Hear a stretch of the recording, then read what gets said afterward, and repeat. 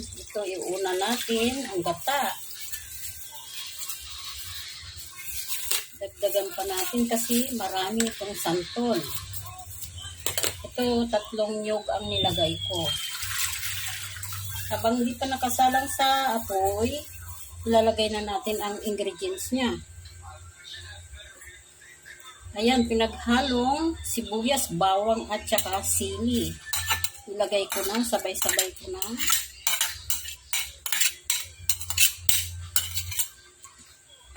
And then, ilagay na natin yung kanyang sahog na hipon. Ayan, hiniwa-hiwa ko siya.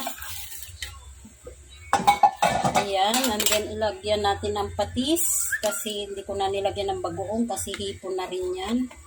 Yung bagoong na hipon sana. Masarap kaya lang. Iiwas ako sa, alam nyo na. Ayan. Tapos, sasalang na natin sa apoy. Ayan, salang na sa apoy. Hintayin natin kumulo. Ayan, kumulo na. Ilagay na natin ang santol. Oops. Ayan, halu-haluin natin.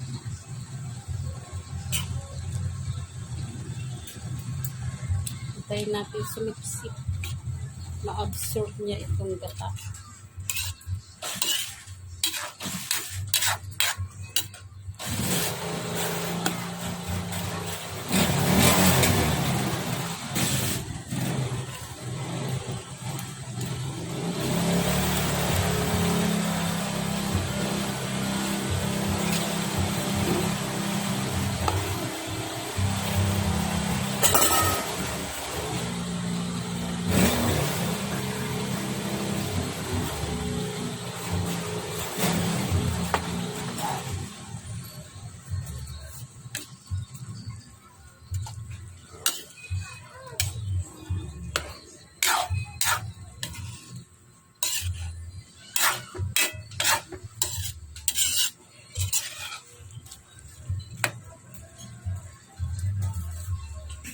Putol.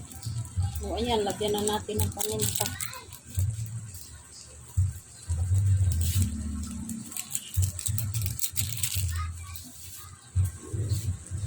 Hintayin natin mag-absorb.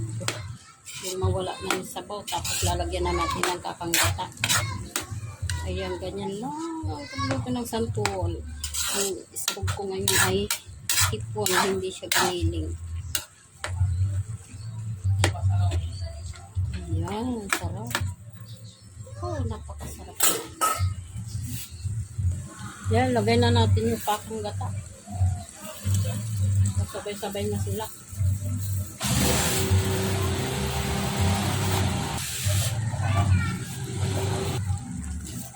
Ayan. 3 minutes na yan.